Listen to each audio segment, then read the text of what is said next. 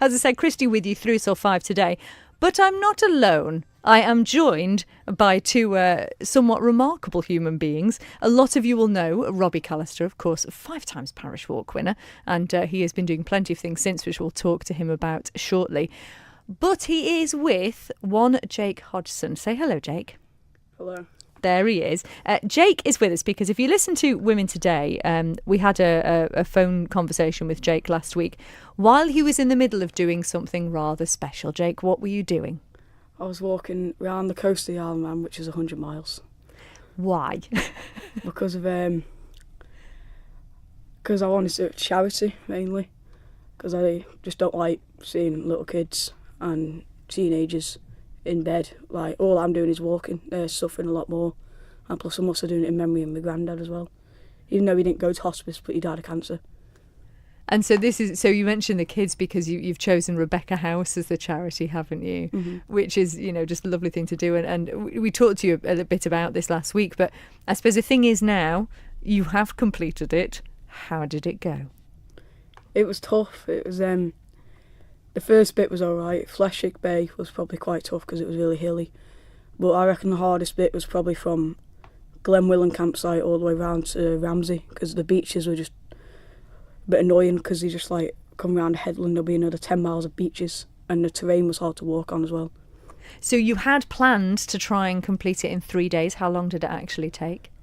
Well, it was just over 2.5 days, but yeah, technically 3 days. And so you camped overnight, didn't you? Yeah.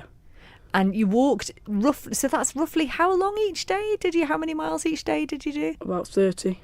Wow. Maybe just over that, maybe. Now, this is a big, big challenge.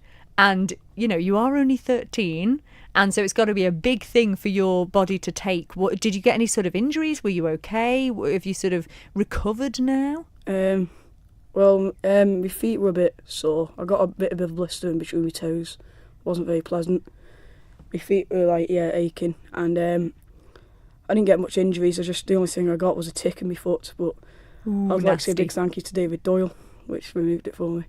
Oh, what a legend. Now, Robbie Callister, you are no stranger to this because, of course, as we say, you've done the Parish Walk and won the Parish Walk 5 times. And just last year, I think you did a 100-mile walk in Cape Town, didn't you? So you know how difficult this is.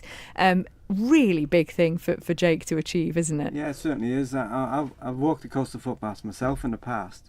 And it's obviously something that Jake wanted to go and do. He decided to set himself a bit of a challenge. And we thought when he first talked about it, maybe 5-6 days or something like that. But then next minute, Jake decided he wanted to do it in 3 days. And to do it in 3 days and achieve it in 3 days is a major accomplishment because the terrain is very, very difficult, especially the first day. Well, obviously, we started off here at 4 o'clock in the morning, wasn't it? And it was wet. 4 o'clock in the morning, misty, from obviously just outside Manx Radio here. And then we walked all the way through to Fleshick Bay. Yeah. And down the south of the island, it's the scenery's stunning, but also it's tough to get over as well. There's a lot of hills down there. Mm-hmm. But we had a fantastic afternoon walking down there, didn't we? Yeah. The weather was beautiful and the views are great. Yeah. But it was a major challenge that he set himself, and he accomplished it. And to be honest, he probably finished it the fittest and the best of all the rest of them that were there. The older people were a bit tired. Yeah, he wasn't brilliant. And he says a bit of a blister, eh? You should have seen his dad's feet. His dad's feet are completely shredded, aren't they? Yeah. It he had gives to stop at Ramsey. He had to stop at Ramsey, did he? Now you've got a long association with Jake's dad with regards to the Parish Walk, actually. Haven't you? Yeah. Well, I've known Jake's mum and dad for a long time. We used to work together, and then also they were my backup in about the first 8 years I was walking the Parish Walk.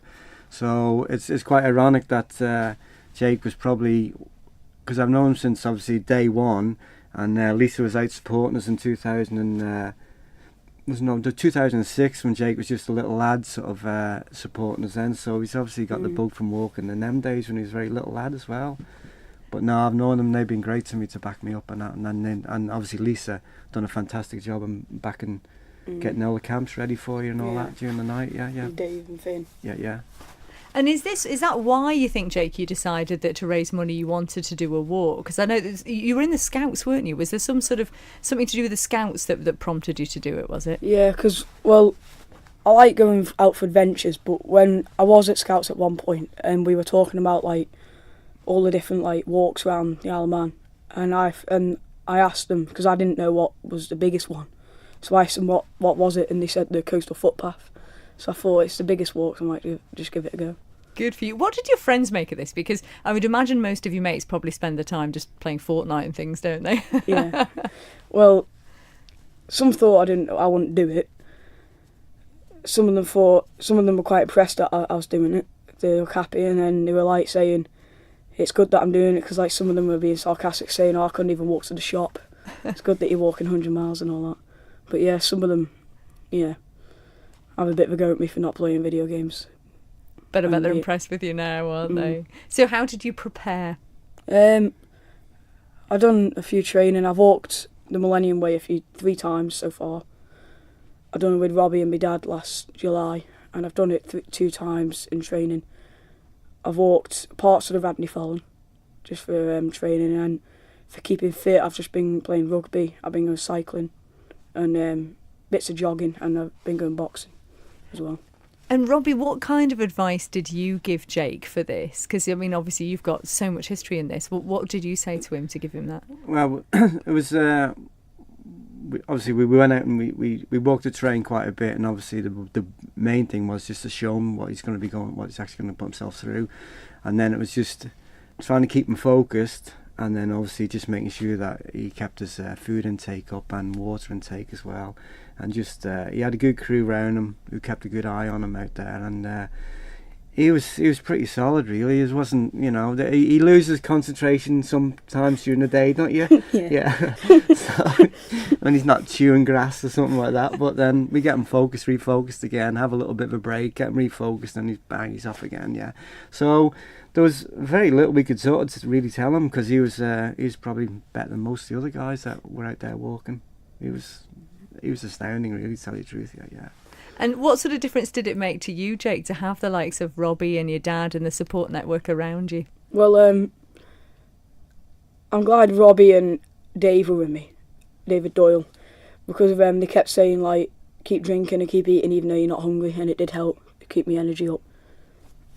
That's good. And obviously it's nearly time for the Parish Walk again, isn't it, Robbie? What advice would you have for people sort of wanting to go ahead and do it? Because that is a huge challenge, isn't it?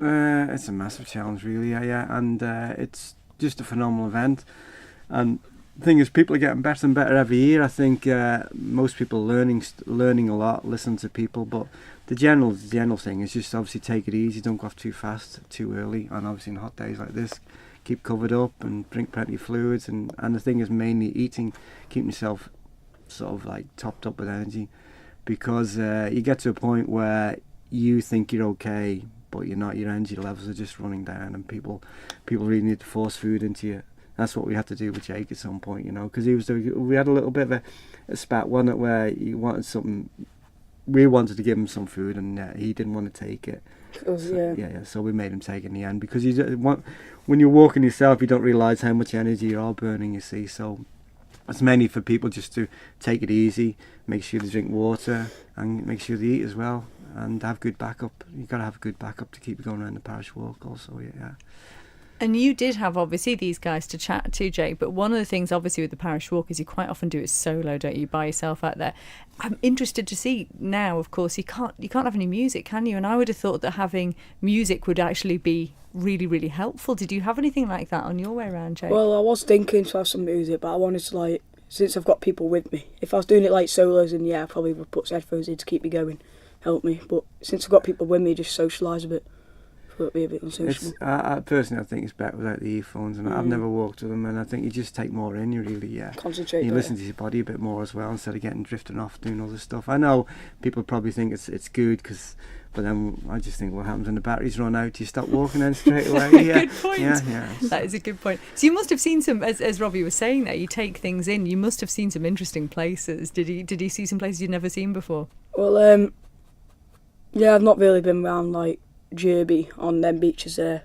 Fleshwick Bay was stunning, because really high up scenery, and probably Peel Hill was the same. You could see the 2 sides of the island. You could see Snaefell, the whole Peel city, Sorry, I can't speak. The whole of Peel City and the car sound and everything, yeah. Nice view. Absolutely beautiful thing to do, isn't it? And did you have to walk into the night in order to make it? It got a bit, on the second day, it was like 10 o'clock at night when we got to the point of air. But it was a nice campsite.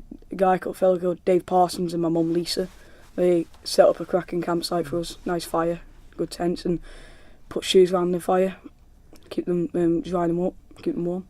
Oh, it sounds lovely.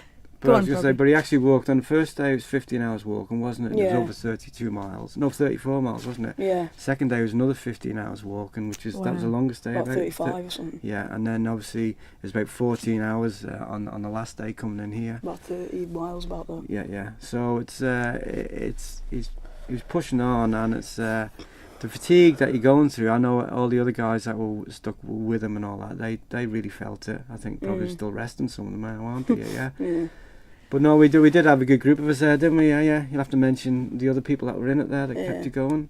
Who else was with you? We've got, obviously, you were there on the first day. Yeah. David Doyle, he done the whole lot. Danny Ward. My dad, Craig Hodgson. And Lee Notman, he had to drop out on the first day as well. He twisted his knee. Oh no. And on the last day we had Sonia Loothwaite and Anton Colleen. They helped me on the last bit from Clayhead on the bit, and Sarah Morgan Jones, she done the first day as well. Fantastic. So a really good group of people around you, which is great to see. Well, don't go anywhere. We'll just have another song and then we'll have another quick chat about the fundraising and the money and everything as well. So we are joined by Jake Hodgson and Robbie Callister as well, who are talking about the 100-mile walk that Jake took on very recently. So we'll have some Bastille and then we'll have another chat with the guys.